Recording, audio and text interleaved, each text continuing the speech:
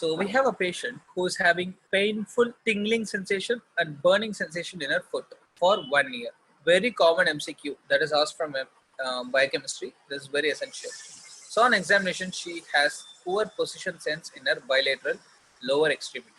So this talks about some form of nerve injury, right? So they talked about poor position sense. So some form of sensory nerve injury. So burning in her feet. So some form of sensory nerve injury, the nerve that goes to her feet. So in lab, you found out that high urinary and plasma methyl malanoic acid concentration. This was a question for which actually 4 options were given: vitamin B1, vitamin B12, biotin, and folic acid. These 4 options were given in your MCQ.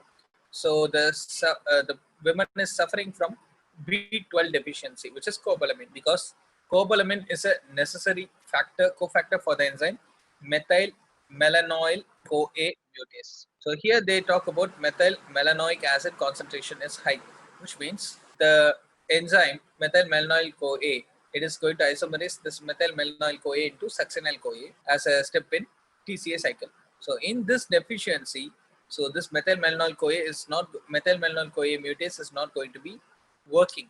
So methyl malonyl CoA will not be converted into succinyl CoA. So what happens?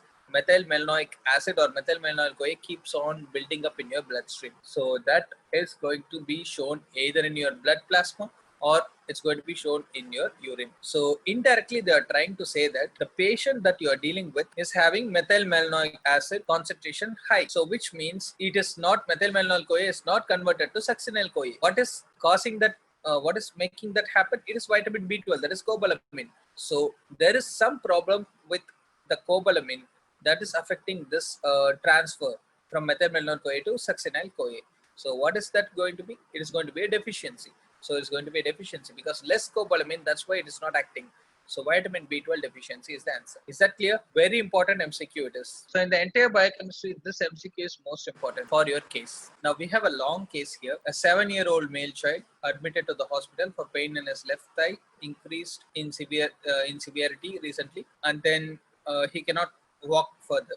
So his mother explained that he had pain about 1 year back, similar pain like this, but that resolved by itself. That is spontaneous resolution. She explained that he often gets nosebleed in the past 6 months. So you check the patient, you are noting that the patient is having hepatosplenomegaly. That's the first point that you're noting. And then you're noting that you have taken a CT which shows something called aseptic necrosis on the left femoral head. The doctor is sending for a test that is beta glucocerebrosidase, and this is noted to be reduced.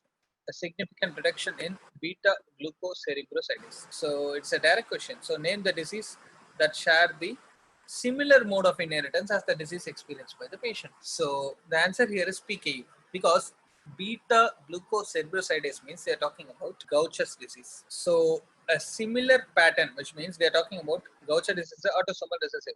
So they gave 4 points in this MCQ, 4 options. One was von Willebrand disease type 1, another was PKU, another was Menkes disease, another was Alport. So these were the 4 options that they gave in the MCQ. So instead of PKU, they can ask any other autosomal recessive pattern involvement, so other than PKU. But this is a very standard MCQ, you need to know. So they are not talking about PKU features in the question. That is the first point. In this MCQ, when the questionnaire reads, when the student reads the MCQ, he will know that this is not a PKU. That is why this question is very special. So this is a Gaucher disease. When you see the options, the Gaucher disease will not be here. The question is very typical, that name the disease that shares a similar mode of inheritance, which means Gaucher is going to be autosomal recessive. So any of the autosomal recessive conditions can be given in your MCQ. They are talking about 7-year-old male child.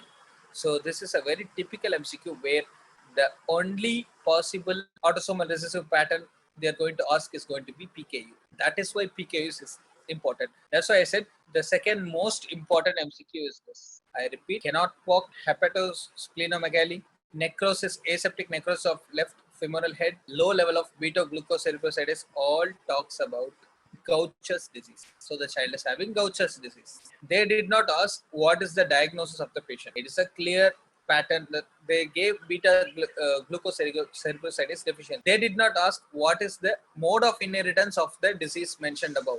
If they asked it, the answer is going to be autosomal recessive. Direct MCQ, autosomal recessive. But they asked, name the disease that shares a similar mode of inheritance. Why you have to expect phenylketonuria in this option is, the reason is there is a infant or child PKU, there is an adult PKU. So when they have to talk about child PKU, they have to talk that it is occurring because of a autosomal recessive pattern, then they have to mention it here. So it is very essential. So Gaucher has three types, type 1, type 2, type 3, out of which type 1 is very important for us. It presents with hepatosplenomegaly, aseptic necrosis of femur head or any long bone head, and then mild anemia. Mild anemia, that is very important. The next most important MCQ here is going to be vitamin C, this MCQ. So the deficiency of vitamin C. Now the question is, talks about a 29-year-old female who presents to a psychiatrist with concerns that she may be OCD.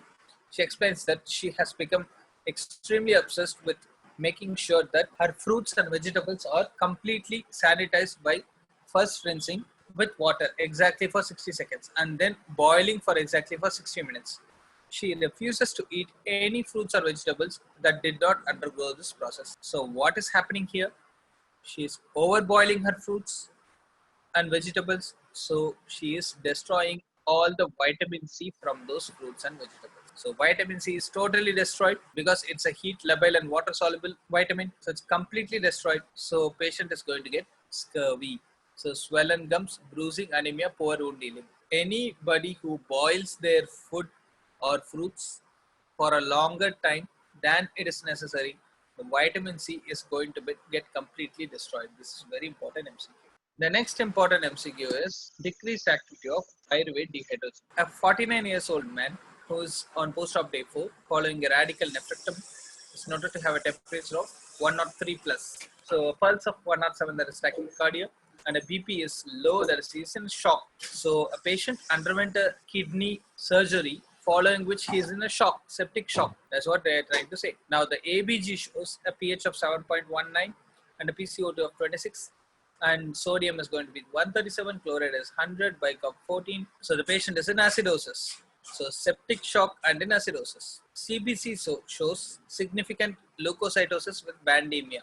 The laboratory reports are talking about gram-positive cocci. Gram-positive cocci. The patient's biochemical state would be. This is a very tough question to answer. Answer here is decreased activity of pyruvate dehydrogenase. Here, they are talking about fever, they're talking about tachycardia, hypotension, tachypnea, hypocarbia, leukocytosis, bacteremia, everything. Simply, they are talking about septic shock. The patient's organs are not able to use the oxygen, which is the essential part for electron transport chain.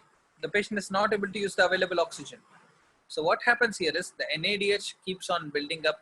So the pyruvate dehydrogenase concept complex or pyruvate dehydrogenase enzyme is going to be inhibited.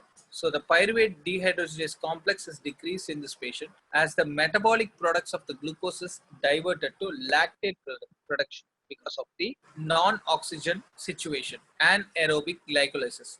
So glycolysis end product is going to be pyruvate, whereas glycolysis when occurs devoid of oxygen, in the absence of oxygen, it is going to give lactate. Glycolysis without oxygen is going to give lactate. So it is a very important MCQ. That is a direct MCQ. Anaerobic glycolysis is going to give end product is lactate. Now, a patient in septic shock, he is not getting enough oxygen for his tissues. So what is happening in his body is going to be anaerobic glycolysis. So if there is anaerobic glycolysis, all the pyruvate dehydrogenase enzyme is utilized to form a lactate. So what happens here? The decreased activity of pyruvate dehydrogenase finally occurs. So instead of forming pyruvate, so pyruvate dehydrogenase is needed when it forms pyruvate. So after pyruvate, it has to go for the Krebs cycle. There is no pyruvate. Everything turns out to be lactate. So what is the use of that pyruvate dehydrogenase? It does not work. So decreased activity. So the question might look very confusing, but they are trying to tell that only two words here you need to catch. The first word is they are talking about septic shock. So which means less oxygen is going to tissues. So when there is no oxygen, there's going to be Anaerobic glycolysis. So anaerobic glycolysis means decreased activity of pyruvate dehydrogenase. That is the only 2 points you need to know from this big question. Is that clear? So next important question is this. You should almost always expect this MCQ in your this case in your biochemistry. Tea colored urine. So a child, 10-year-old child, he has 2 days history of tea colored urine. During football practice session, he had a quick and excessive fatigue after a set of drills accompanied by pain in his muscle. So he's having fatigue, he's having pain in his muscles.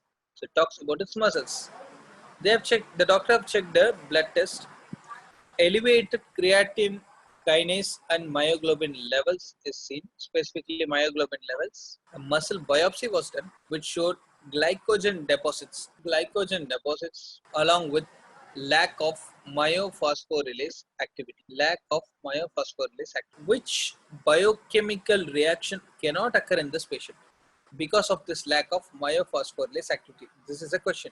So answer here is breaking down glycogen to glucose 1-phosphate. Breaking down glycogen to glucose 1-phosphate. So you have a case where you are dealing with a child, you are dealing with a muscle problem, you are talking about muscle phosphorylase deficiency, and then you are talking about myoglobinuria, that is tea colored urine. This means the child you are talking is a child with McArdle's disease, and then the child's muscles are extensively damaged. That is causing rhabdomyolysis. So rhabdomyolysis means myoglobin is going to be excreted in the urine. So this is an autosomal recessive type in which, because of myophosphorylase activity, the reaction of glucose being broken down to glucose 1-phosphate cannot happen in this patient. It's a direct MCQ. So you have several MCQs here. We talked about myophosphorylase activity, so we have to remember it is McArdle's disease. We talk about McArdle, so we have to remember it is autosomal recessive. We have to remember it is type 5 glycogen storage disease, which is a deficient of muscle phosphorylase.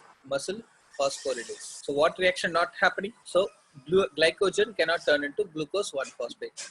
So this is not happening. As a result, muscle are unable to break down glycogen. So muscle gets weak, muscle weakness. Muscle weakness says the muscle cannot replace the glucose. Unless until glucose breaks down, it cannot use the glucose. So there's going to be cramps upon exertion when he's trying to play, and muscle gets severely damaged, that is rhabdomyolysis. When a muscle is damaged, a dying muscle is going to release myoglobin. So myoglobin comes in urine, that is tea colored urine. It's like a story.